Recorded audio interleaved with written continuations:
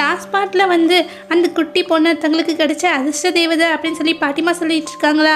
இப்போ வந்து மலையிலேருந்து கொண்டுட்டு வந்து அந்த முயலை வந்து சமைச்சிட்டு அந்த குட்டி பொண்ணுக்கு வந்து ஊட்டி விட்டுட்டு இருக்கா மூத்த மருமக.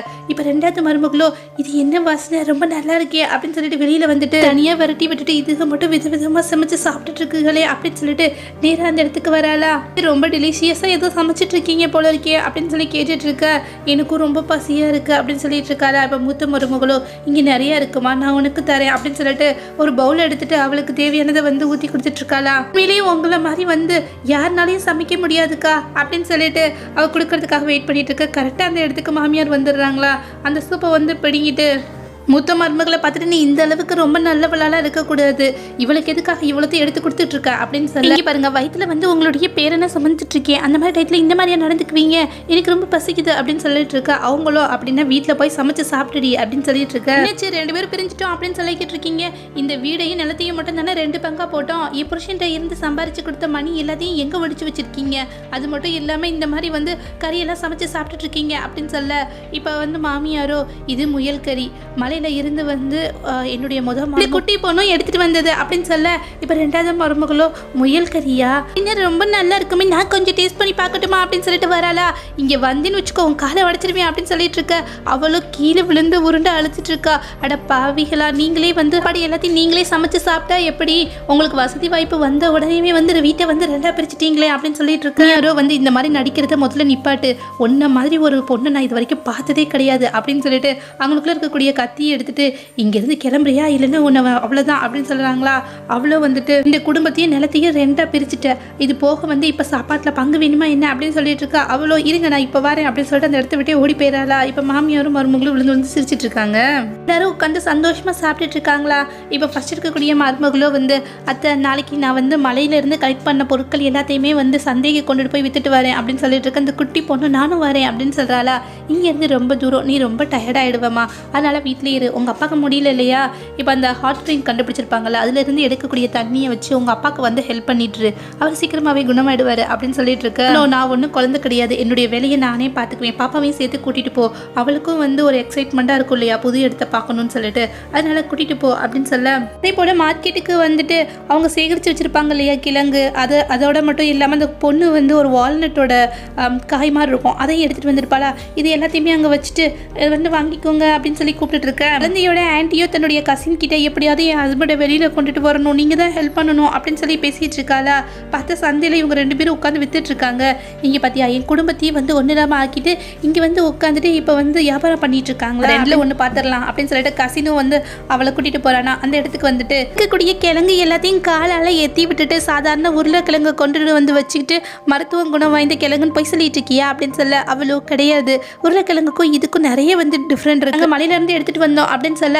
அவனும் பொய்யான மெடிசனை வந்து இங்கே வந்து வித்துட்டு இருந்தேன்னு வச்சுக்கோமே, இந்த கடையை ஃபுல்லாமே ஒன்றும் இல்லாமல் ஆக்கிடுவோம், அது மட்டும் இல்லாமல் ஒன்று ஜெயிலுக்கு அமுச்சு விட்ருவோம் அப்படின்னு சொல்லிட்டு இருக்கா. இப்போ அந்த இடத்துக்கு ஒரு கூட்டமே கூட்டிடுது. அவ்வளோ வந்துட்டு நாங்கள் ஒன்றும் பொய் சொல்லலை, உண்மையிலே இதை நாங்கள் மலையிலேருந்து தான் எடுத்துகிட்டு வந்தோம் அப்படின்னு சொல்லிட்டு இருக்க. இப்போ அந்த கசினோ வந்து அந்த குழந்தை சேர்த்து வச்சிருப்பா இல்லையா, அந்த வால்நட்டை எடுத்து உடச்சி பார்க்குறானா. பார்த்தீங்களா இதுக்குள்ளே ஒன்றுமே கிடையாது, இதுலேருந்தே தெரியலையா இவங்க வந்து பொய்யான விஷயத்தை கொண்டு வந்து இங்கே வித்துட்டு இருக்காங்க அப்படின்னு சொல்லி அங்கே இருக்கக்கூடிய எல்லாத்துக்குமே கோவம் வந்துருதா. உடனே வந்து அங்கே இருக்கக்கூடிய அந்த கிழங்கு எல்லாத்தையும் வந்து காலால் மிதித்து ஃபுல்லாத்தையும் வந்து நாசம் பண்ணி வச்சிடுறாங்க.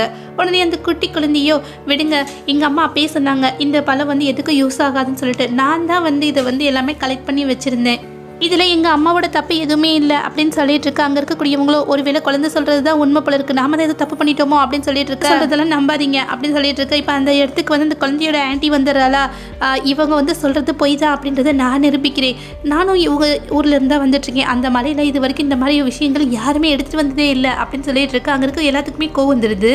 திடீர்னு அந்த சைனீஸ் மெடிசன் எல்லாமே தயாரிக்கக்கூடிய ஒருத்தர் ஓடி வராரா, கூடவே ஒரு பெரிய பணக்காரர் சேர்ந்து வராரு. அவர் அங்கே வந்து பார்த்துட்டு இங்கே பார்த்தீங்களா மருத்துவ குணம் இருக்கக்கூடிய கிழங்கு, இது கிடைக்கிறதே ரொம்ப அபூர்வம் தெரியுமா, கிட்டத்தட்ட இதை போய் இந்த மாதிரி வந்து நாசம் பண்ணி வச்சிருக்காங்களே அப்படின்னு சொல்லி அங்கே இருக்கக்கூடிய எல்லாருமே இதை பார்த்துட்டு ஷாக் ஆயிடுறாங்க. வந்து அந்த ஃபேமஸான டாக்டர் இல்லையா, இவர் அவ்வளோ சீக்கிரத்தில் வந்து வெளியிலேயே வரமாட்டாரே அப்படின்னு சொல்லிட்டு இருக்க. அவரோ வந்துட்டு இப்படி கிழங்கு எடுத்துட்டு இதோட ஸ்கின் வந்து எவ்வளோ சாஃப்டாக வந்து இருக்குது பார்த்தீங்களா, எலாஸ்டிக் மாதிரி வந்து இதனால் விரிவடைய முடியும் அப்படின்னு சொல்லிட்டு, இது மற்ற கிழங்கை விட வந்து ரொம்ப டிஃப்ரெண்டானது அப்படின்னு சொல்லிட்டு இருக்காங்க. இருக்கக்கூடிய எல்லாருமே வந்து இது ஆச்சரியமாக பார்த்துட்டு இருக்காங்களா.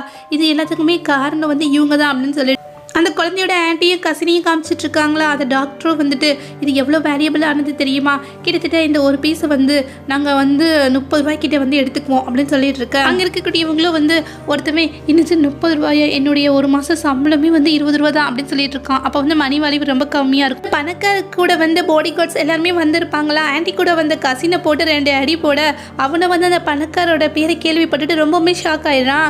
இவங்களோட வம்பளுத்தோம்னா வீடு போய் சேர முடியாது அப்படின்னு சொல்லிட்டு தாங்கிட்டு இருக்கக்கூடிய பணத்தை கொண்டு வந்து ஃபர்ஸ்ட் மருமக இருப்பா இல்லையா, அவகிட்ட கொடுத்துட்டு இதை எடுத்துக்கோங்க உங்கள் பொருளை எல்லாமே நாசம் பண்ணுறதுக்கு அப்படின்னு சொல்லி கொடுத்து அந்த குழந்தையோட ஆன்ட்டியோ என்னாச்சு உங்களுக்கு, எதுக்காக இவங்களுக்கு போய் இதை கொடுத்துட்டு இருக்கீங்க அப்படின்னு சொல்லி இப்போ அவள் கண்ணத்துலேயே ஓங்கி அரைஞ்சிட்டு வாய மூடு அப்படின்னு சொல்லிட்டு இப்போ ஃபர்ஸ்ட் மருமகிட்ட தயவு செஞ்சு தான் வாங்கிக்கோங்க அப்படின்னு சொல்ல அவ்வளோதான் வாங்கிக்கிறாளா. இப்போ தன்னுடைய அந்த இடத்த விட்டே ஓடி போயிடுறான். பக்கமாக அந்த பணக்காரர் அந்த குட்டி பொண்ணை பார்த்துட்டு சரி வாங்க நான் உங்களுக்கு வந்து சாப்பிட்றதுக்கு ஏதாவது வாங்கி கொடுக்குறேன் அப்படின்னு சொல்லிட்டு கூட்டிகிட்டு போகிறாரா. அவங்களும் வந்து சரி அவர் கூப்பிட்றாரு அப்படின்றதுக்காண்டி போகிறாங்க. அந்த ஸ்ட்ரீட்லேயே வந்து ரொம்ப ஃபேமஸான ஒரு ஹோட்டலில் உட்காந்துட்டு நூடுல்ஸ் ஆர்டர் பண்ணுறாங்களா. அவரும் வந்து ஏமா ஒரு நூடுல்ஸ் போதுமா உங்களுக்கு அப்படின்னு சொல்ல அவ்வளோ போதுங்க, அதுவே எங்களுக்கு நிறையா, இவ சாப்பிட்டது போக மீதி இருக்கக்கூடியதை நான் சாப்பிட்டுக்குவேன் அப்படின்னு சொல்லிட்டு ஆர்டர் பண்ண நூடுல்ஸ் வந்துருச்சா. அந்த குட்டி பொண்ணு அம்மாவை சாப்பிட சொல்கிறா. ஆனால் அவ்வளோ வந்து வேணா பாப்பா, ஆனால் பாட்டி என்ன சொல்லியிருக்காங்க, அம்மா பேச்சு கேட்கணும்னு சொல்லியிருக்காங்க, அதனால நீ முதல்ல சாப்பிட அப்படின்னு சொல்ல அந்த குழந்தைய சாப்பிட்டு பார்த்துட்டு இது நல்லாவே இல்லைம்மா, நீங்கள் சமைக்கிற அளவுக்கு இது டேஸ்ட்டே இல்லை அப்படின்னு சொல்லிட்டு இருக்க. இவன் பக்கத்தில் உட்காந்து சாப்பிட்டு இருக்கக்கூடியவங்களும் இந்த ஸ்ட்ரீட்லேயே வந்து ரொம்ப ஃபேமஸான ஹோட்டல் இதுதான், பாத்தியா இங்கே சமைக்கிற ஃபுட்டு வந்து அவங்க அம்மா அளவுக்கு நல்லா இல்லைன்னு சொல்கிறா, ரொம்ப குழந்தையா இருப்பா போல இருக்கு அப்படின்னு சொல்லிக்கிட்டு இருக்க. அந்த குட்டி பொண்ணும் நான் தான் சொல்கிறேன்ல இது எங்கள் அம்மா அளவுக்கு நல்லாவே இல்லை அப்படின்னு சொல்லிட்டு இருக்க. அந்த பணக்காரரும் அதுலேருந்து ஒரு பீஸ் எடுத்து சாப்பிட்டு பார்க்குறாரா. இது வந்து சாப்பிட்றதுக்கு நல்லா தான் இருக்குது, ரொம்ப மோசம்னு நம்ம சொல்ல முடியாது அப்படின்னா வந்து இவங்க அம்மா வந்து இதை விட நல்லா சமைப்பாங்களா என்ன அப்படின்னு சொல்லி யோசிச்சுட்டு இருக்க. ஹோட்டலில் இருந்து ஓனர் வெளியில் வராரா. என்னப்பா இங்கே வந்து அம்மா சாப்பிட்டோமா அப்படின்னு சொல்லிட்டு போகாமல் வந்துட்டு என் கடையை பற்றி குறை சொல்லிட்டு இருக்குது யார் அப்படின்னு சொல்ல மருமகளோ இந்த பொண்ணு ஏதோ தெரியாமல் பேசிட்டா, ரொம்ப சின்ன பொண்ணு இல்லையா, அதனால இதை பெருசுப்படுத்தாதீங்க அப்படின்னு சொல்ல என்னது பெருசுப்படுத்தக்கூடாதா, நாங்கள் எவ்வளோ பெரிய ஆள் தெரியுமா இந்த ஏரியாவுக்குள்ளே, நீங்கள் பேசாமல் வந்து எங்கள் சாப்பாடை வந்து குறை சொல்லிட்டு போயிட முடியுமா என்ன அப்படின்னு சொல்ல மன்னிச்சிருந்துங்க, அதுக்கு பதிலாக வந்து ஏதாவது காமன் ஷீட் கொடுத்துட்றோம் அப்படின்னு சொல்ல கிட்டத்தட்ட ஒரு நாளைக்கு இந்த ஹோட்டலில் சேல் மட்டுமே 30 ரூபாய்க்கு ஆகும், அது கொடுத்துருவியா அப்படின்னு சொல்ல அவ்வளோ வந்து என்னது அவ்வளோ ரூபாயா அப்படின்னு சொல்லி யோசிச்சுருங்க அப்படின்னு சொல்ல அப்படின்னு தெரியுது இல்லை, அப்புறம் எதுக்காக எங்களை பற்றி குறை சொல்லணும், அந்த அளவுக்கு வந்து சேல் ஆகுதுன்னா அந்த அளவுக்கு எங்களுடைய ஃபுட்டு வந்து நல்லா இருக்குதானே அப்படின்னு சொல்லிட்டு உள்ளுக்குள்ள இருந்து அந்த ஹோட்டலோட மாஸ்டரை வந்து வெளியில் கூட்டிகிட்டு வராங்களா. அவரோ வந்துட்டு ஏமா நான் எத்தனை வருஷமாக சமைச்சிட்ருக்கேன் என்னையே குறை சொல்கிறியா அப்படின்னு சொல்ல அந்த குட்டி பொண்ணை ரொம்ப பயந்து போயிடுறா. இப்போ பணக்கார உட்காந்து இதெல்லாம் பார்த்துட்டு இருப்பாரா, இதுக்காக இந்த மாதிரி வந்து தேவையில்லாமல் பிரச்சனை பண்ணிட்டு இருக்கணும், 2 பேருமே வந்து நூடுல்ஸ் தயார் பண்ணுங்க, சாப்பிட்டு பார்த்துட்டு அதில் எது நல்லா இருக்குன்னு நாங்கள் முடிவு பண்ணுறோம் அப்படின்னு சொல்ல இப்போ வந்து அந்த குழந்தையோட அம்மாவும் அப்புறமா அந்த ஹோட்டலோட செஃப் 2 பேரும் சேர்ந்து வந்து நூடுல்ஸ் தயார் பண்ணிட்டு இருக்காங்களா. அந்த ஹோட்டலோட செப்புக்கு ஈக்குவலாக வந்து அந்த குட்டி பொண்ணோட அம்மாவும் ரொம்ப அழகாக சமைச்சிட்ருக்கா. ப்ரிப்பேர் பண்ணி 2 பேரும் கொண்டுட்டு வந்து வைக்க அங்கே இருக்கக்கூடிய எல்லாருமே பரவாயில்லப்பா எவ்வளோ ஃபேமஸான ஹோட்டல், ஆனால் அதுக்கு ஈக்குவலாக வந்து இந்த அம்மாவும் ரெடி பண்ணி கொடுத்துருக்காங்க அப்படின்னு சொல்லிட்டு டேஸ்ட் பண்ணி பார்க்குறாங்களா. பார்த்தா அந்த செஃப்பை விட அவங்க வந்து ரொம்ப நல்லா சமைச்சு கொடுத்துருக்காங்க. குட்டி பொண்ணும் நான் தான் சொன்னேன் இல்லை நாங்கள் வந்து விவசாயிங்க, அதனால எது நல்லா இருக்குது எது நல்லா இல்லை அப்படின்றத நாங்கள் வந்து சொல்லிவிடுவோம், எங்கள் அம்மா சமைச்ச ஃபுட்டு தான் ரொம்ப பெட்டர் அப்படின்னு சொல்லிட்டு அப்படின்னு சொல்லிட்டு பொண்ணை கூப்பிட்டுட்டு அந்த இடத்த விட்டே கிளம்புறாளா. இப்போ அந்த பணக்காரரோ இங்கே பெருமா கிட்டத்தட்ட இந்த சிட்டி ஃபுல்லாமே ஏகப்பட்ட ஹோட்டல் என்கிட்ட இருக்குது, அங்கே நிறைய செஃப் இருக்காங்க, நீ ஆசைப்பட்டேன்னு வச்சுக்கோமே அங்கே வந்து ஒர்க் பண்ணலாம் அப்படின்னு சொல்லிட்டு தன்னோட கார்டை கொடுக்க அவளை எதுவும் பேசாமல் அந்த கார்டை வாங்கிட்டு கிளம்பிடுறாளா. வீட்டுக்கு வந்துட்டு அன்னைக்கு வந்து சம்பாரிச்ச எல்லா காசையும் பாட்டிக்கிட்ட கொடுக்குறாளா.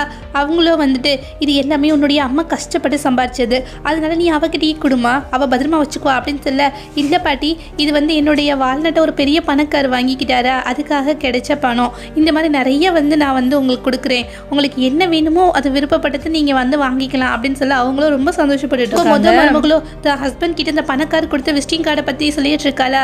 ஆனால் அவனை வந்து என்னுடைய அம்மா வந்து இந்த கிராமத்தை விட்டு வரமாட்டாங்க, ஏன்னா அவங்களுடைய சந்தோஷம் ஃபுல்லாமே இங்கே தான் இருக்குது அப்படின்னு சொல்ல அவளோ இதை பற்றி நம்ம சொல்லி பார்ப்போம், அவங்களுக்கு பிடிக்கலன்னு வச்சுக்கோங்களேன் இதை வந்து நம்ம இப்படியே விட்டுடலாம் அப்படின்னு சொல்லிட்டு இருக்காளா.